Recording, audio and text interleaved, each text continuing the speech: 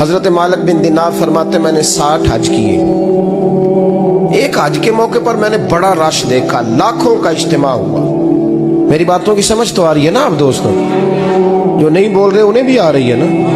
اللہ جزا دے.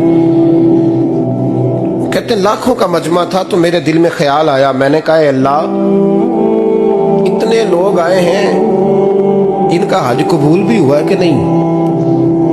فرماتے ہیں میں سوچ رہا تھا تو رات کو نا خواب میں نے کسی کہنے والے کو کہتے ہوئے سنا کہ سب کا قبول ہو گیا. بلخ کا رہنے والا محمد بن ہارون بلخی ہے, اس کا حج قبول نہیں. فرماتے ہیں شہروں کے علیحدہ علیحدہ خیمے لگتے تھے. اب بھی آپ حج کرنے جائیں تو پاکستانیوں کی رہائشیں علیحدہ ہوتی ہیں, انڈین کی علیحدہ, بنگلہ دیش کے علیحدہ, مصری, یمنی, سب لوگ علیحدہ علیحدہ رہائشیں ہوتی ہیں, جھنڈے لگے ہوتے ہیں ملکوں کی. کہتے ہیں میں نے سویرے اٹھ کے ڈھونڈنا شروع کر دیا, ڈھونڈتا ہوں وہ بندہ ملے. کہتے ہیں جہاں بلخ شہر کے لوگ رہتے تھے وہاں چلا گیا تو میں نے لوگوں سے پوچھا تم میں محمد بن ہارون بلخی کون ہے؟ لوگ کہنے لگے وہ تو بڑا نیک آدمی ہے, پرہیزگار ہے, بڑے بولے بالے, بڑے اللہ والے, ریاض آپ کو بس ہم ہی جانتے, وہ تو بڑا نیک ہے, پرہیزگار آدمی. میں نے کہا اچھا کہاں ہے؟ انہوں نے کہا پہاڑ کے پیچھے اس نے خیمہ لگایا ہوا ہے, ساری رات عبادت کرتا ہے, سارا دن روزہ رکھتا ہے, قائم اللیل ہے, صائم الدہر ہے. کیا بات؟ فرماتے ہیں میں ان لوگوں کی بات سن کے حیران ہو گیا کہ مجھے کیا بتایا گیا, یہ کیا کہہ رہے ہیں. فرماتے ہیں میں پہاڑ کے پیچھے گیا. حضرت مالک بن دینار علیہ رحمہ فرماتے ہیں جب میں وہاں پہنچا تو میں نے اس شخص کو مصلی پہ بیٹھے دیکھا.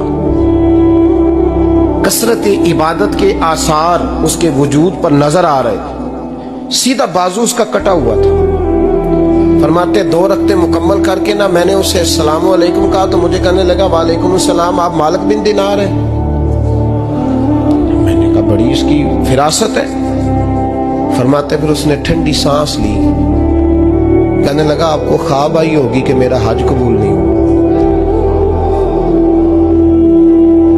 فرماتے ہیں مجھ پر اور بجلی گری کہ کیا کہہ رہا.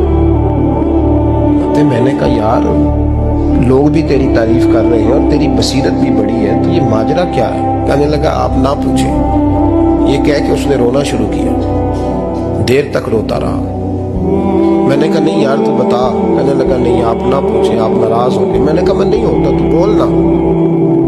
کہنے لگا حضور 24 سال ہو گئے مجھے حج کرتے ہوئے, 24 سال, 24واں حج ہے میرا, اور ہر سال کوئی اللہ کا ولی آ کے بتاتا ہے کہ جا چلا جا تیرا کوئی نہیں قبول ہوگا. بے پروائی ویک سجن دی جتھے کسے دی پیش نہ جاوے, انہیں تاجہ والے در در رولے تے منگتیاں تخت بٹھاوے. آزم کسے نو کارا ملدا ہی کوئی کعبے و خالی آوے.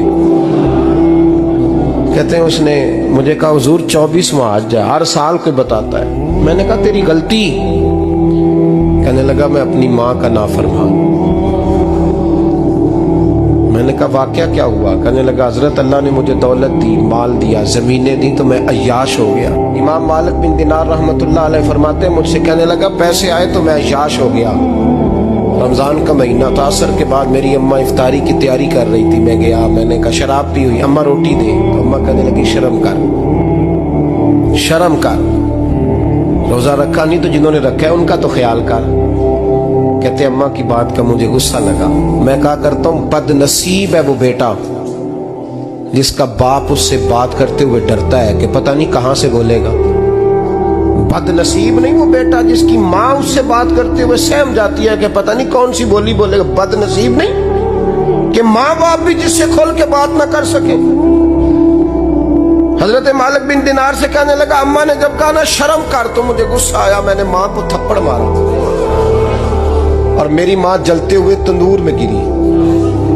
لوگوں نے مجھے پکڑ کے اندر بند کر دیا کمرے میں. ساری رات میں شور سنتا رہا پر نشے میں دھوت رہا. سویرے آنکھ کھلی تو میری بیوی بیگ باندھ رہی تھی. میں نے کہا کہاں جا رہی ہو؟ کہنے لگی جو ماں کا نہیں بنا میرا کیسے بنے گا. میں نے کہا میری اماں کا وہ تو لوگوں نے رات کو ہی دفن کر دی جنازہ پڑھ کے. تڑپ کے کہنے لگا مجھے کیوں نہیں بتایا؟ تو کہتے ہیں لوگ کہنے لگے تیری مرتی ہوئی ماں کہہ گئی تھی اسے میرا منہ نہ دیکھنے دینا. जनाजे के करीब ना आए। हजरत मालिक बिन दिनार फरमाते हैं, जब उसने ये बात सुनाई तो मैंने भी उसके मुंह पे थप्पड़ मारा। मैंने कहा तो इसी काबिल है। कहते हैं वो रोने लगा, हुजूर दुआ करे अल्लाह मुझसे राजी हो जाए। कहने लगा जब माँ की इंतकाल की खबर मिली तो मैंने कुल्हाड़ी लेके वो हाथ काट दिया जिससे माँ को मारा था। मैंने सारी जायदादें खिरात कर दी। 24 साल हो गए, 24 साल। सारी रात नमाज पढ़ता हूँ, रोजा रखता हूँ, हज करता हूँ, पर हर साल कोई आके कहता है जा दौड़ जा, तेरा कोई नहीं कबूल हुआ। हुजूर दुआ करे मालिक राजी हो जाए। फरमाते मैं थप्पड़ मार के आ गया। मैंने कहा तुझसे राजी हो जाए इतने जालिम से? इमाम मालिक फरमाते रात को आके सोया तो मुझे ख्वाब में रसूल पाक का दीदार हुआ। तो नबी पाक अलैहिस्सलाम ने फरमाया मालिक तू उसे मायूस क्यों कर आया है, अल्लाह तो बड़ा मेहरबान है।